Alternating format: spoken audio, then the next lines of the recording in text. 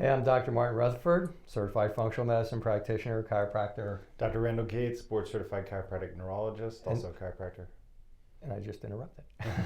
And this is Keys to Success, number 60. Here are the first 59 on these pages over here.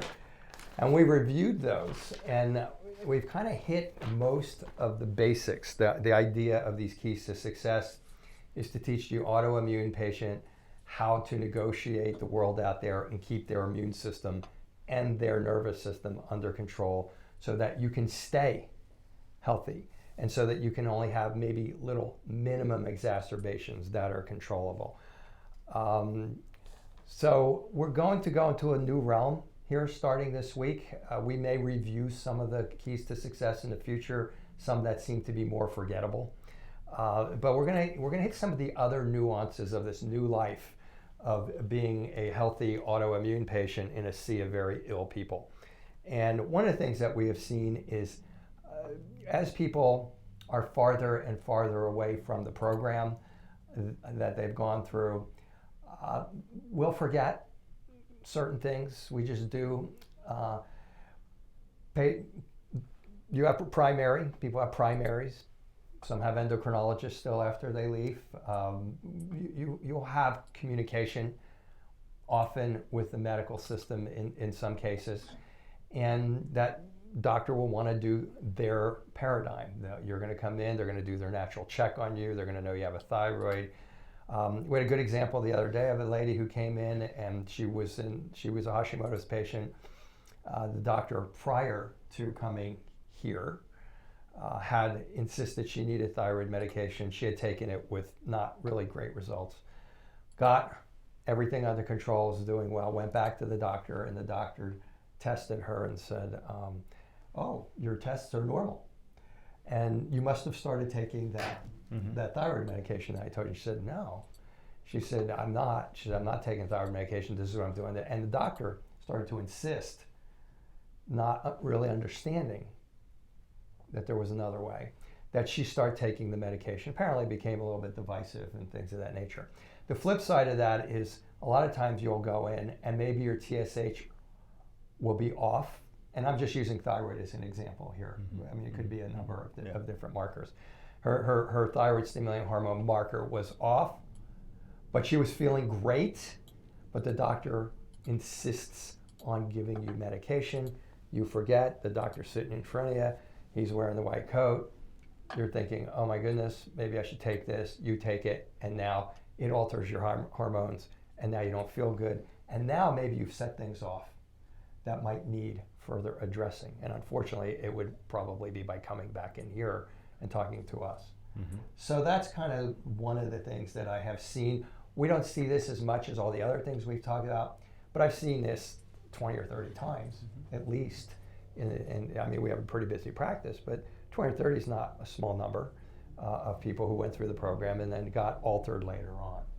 So your thoughts on that? My thoughts are that the whole testing ranges can be very confusing for a lot of patients. So we've talked about it at length. And so LabCorp, for example, for the immune count of the thyroid says that 0 to 34 is normal, whereas Renown, St. Mary's, Mayo Clinic say that 0 to 9 is normal. And so if you're over 9, then you have a problem. And that's the criteria that we use. So when we're talking to patients, that's the frame of reference. But then a patient goes to their general practitioner, they have the thyroid antibodies run, and then they're a 15, and within that LabCorp range, it looks like it's normal. So the general practitioner says, oh, you don't have Hashimoto's. And so that creates confusion for the patient. So the more the patient, the more you can understand that there is variability in lab testing ranges. It's easier to navigate this whole arena, as Dr. Rutherford said, of being an autoimmune patient living in a sea of health or sick people. And so that not only applies to thyroid antibodies, it applies to TSH. For example, TSH, that's the hormone that comes from the brain to the thyroid, and when the thyroid's low, TSH goes up. Well, no one can really agree on how high a TSH should be for it to be clinically abnormal. Out of Korea, they're now saying a TSH over 2.85 is too high. In America, we started saying 3.77, but a lot of labs still say 5.5 to 6 is too high. So you just need to understand these components of your lab testing. Don't let it shake you. know that we've told you this, know that we've iterated it time and time again in our one-on-one consultations with you. So that would be my input into the matter. And there are similar situations with blood sugar. Oh, absolutely. There's similar situations with iron. There's where your iron's fine, but you're being told you need it, or your iron's off, and and they're being told you have to do something else. There's similar situations with male and female hormones. So here's a rule I would say, and now we're up way more than 20 or 30 when we add these other ones. Now we're up into maybe a couple hundred people that we've talked to who've had these issues over the years and over the years. If you're feeling really good, everything's going well, everything's controlled, and your doctor tells you that you need to change that, the understanding isn't there yet that in these autoimmune problems, symptoms managing a case by symptoms often is more accurate than what is on there. There are also the fact that the medical community doesn't run full blood panels on sugar and full blood panels on iron and full blood panels on thyroid, and they don't really address the real causes of why women and men have low testosterone and low estrogen and things of that nature.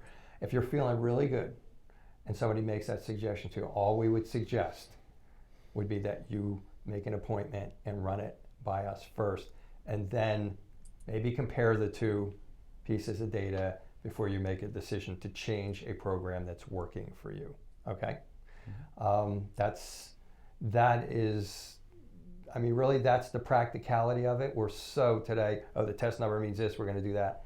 I think if you've been through this program, you might realize that that's not always the case. And sometimes you just need to be reminded and go back and go, oh, that's right, I remember now. Because you get in that situation, and we're not anti-medicine. We're not telling you to never listen to your doctor. We're just saying if you're feeling good and somebody starts wanting to mess, I don't care if it's an alternative practitioner that wants to mess with your supplements or with your diet or whatever. If you're doing well, okay, think about it, call us, make an appointment, bring the stuff in, let us look at it, because we want you to stay better. We want you to stay better with the least amount of confusion and intervention as possible. So this is our number 60, and I think that pretty well summarizes it. That pretty well summarizes it. So we will see you next week with hopefully delving into more subtle aspects of staying better in a world where the medical paradigm and maybe even aspects of the alternative paradigm may not be right for you, and we want to make sure that you continue to remember and understand that. So, okay, we'll see you then. Thanks for watching.